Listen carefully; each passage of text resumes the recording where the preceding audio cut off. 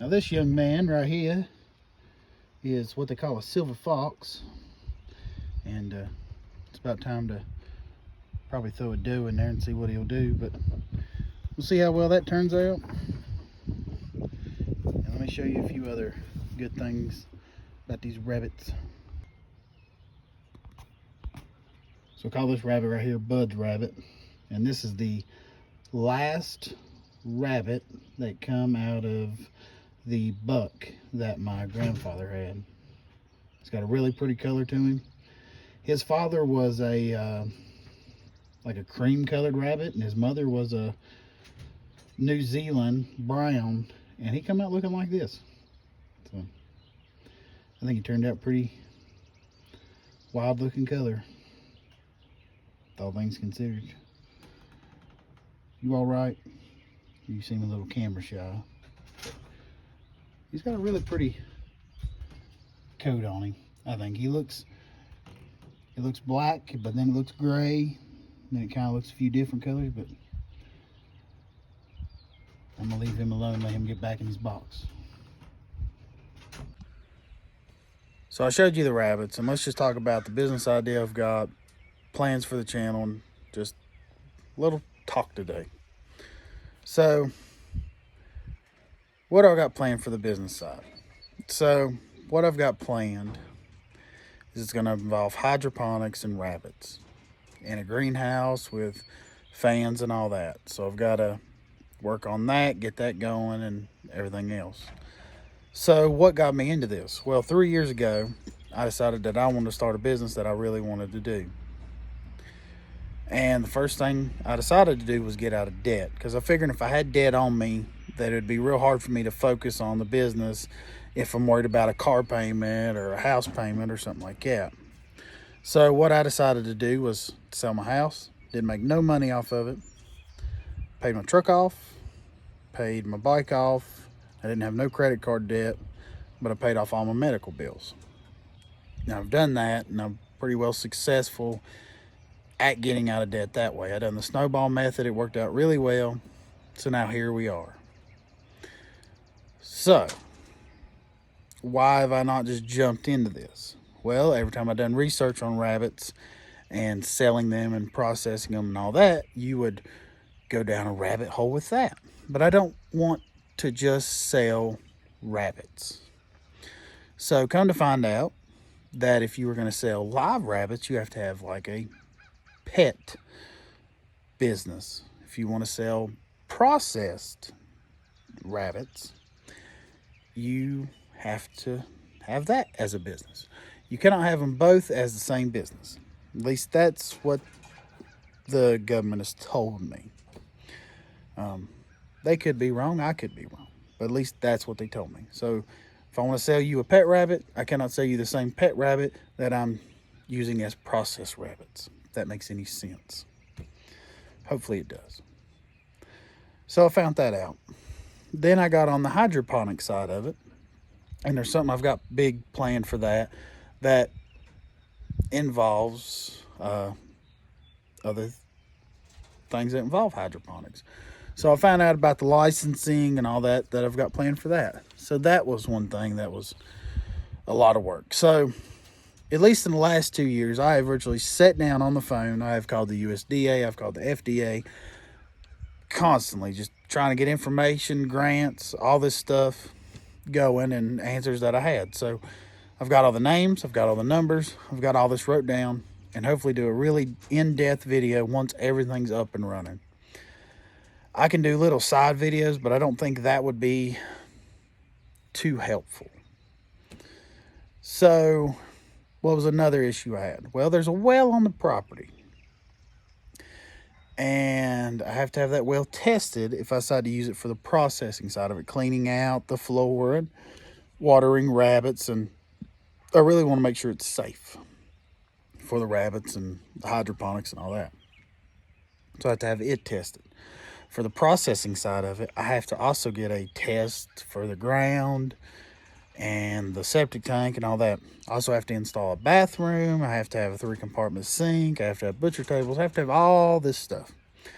A lot of it I've already got. I've posted it probably about a year ago that I bought a whole bunch of butcher tables, 3-compartment sink that I bought at a auction a while back. So I've gathered all this stuff up. So that's good. I kind of knew that from when my dad worked at a processing plant for a while.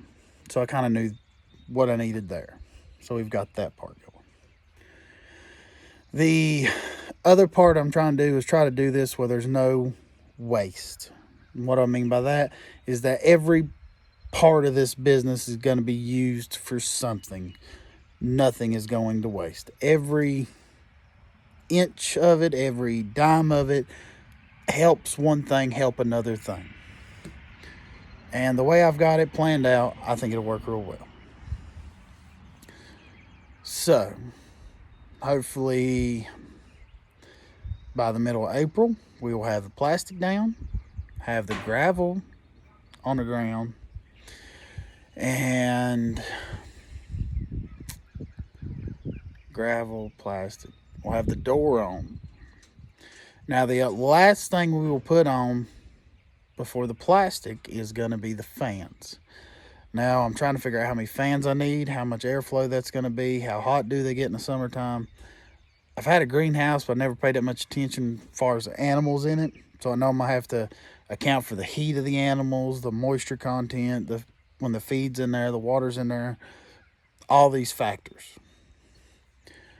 Now, I'm going to put a canvas tarp over it so it's not going to get as hot, but it's typically going to be in a greenhouse with hydroponics in it as well. Now, the main reason I want to do that is because I have heard of, I think it's over in Sweden, that they used rabbits in their greenhouse to keep them warm in the wintertime. So I'm thinking that's why I want to go the greenhouse method for the rabbitry. It's not going to be too hot on them. I feel the fans are going to be real well. And we will have emergency fans and backup power and all that for them in case something does go out in the summertime. Now, we're using automatic water feeders. Never used one. There's a guy who uses one in his buckets. We'll hopefully set that up. We got to build the wire cages. I've got most of that stuff bought and ready to go. I've got to build a table, get it set up in the garage, so we've got that going. So it's all just on me in time and helping my father and friends and stuff like that. Now, the main reason I'm doing all this is so when I start this business, I will have no debt attached to it. And I feel that would really help me in not stressing and being able to sell and focus more on the business if there's no debt. Now, the only reason I've decided to go that route is because I watched an interview with Arizona Ice-T, and he was talking about how when he first started and got this going, that he was able to keep his prices where they were at because he had no debt. And that was kind of inspiring. And then another thing that I've kind of like, it's a saying that Steve Jobs said, is when you first start a business, shoot for the moon. Because you can shoot for the moon because you have nothing to lose. I'm pretty sure I phrased that right. May not have, but I thought that's a really good saying. So, and there's a lot of people in the area who raise rabbits, and we've went back and forth and maybe want to start a club or something. I don't know. I think it'd be nice to have people come together and talk about rabbits and small farming and honeybees, because I don't think there's nothing around here really like that in my area. So that was another thing I had on my mind. The other thing last thing I've got on my mind, I'm kind of curious if, since you've stayed this long and listened to my rambling, what do you think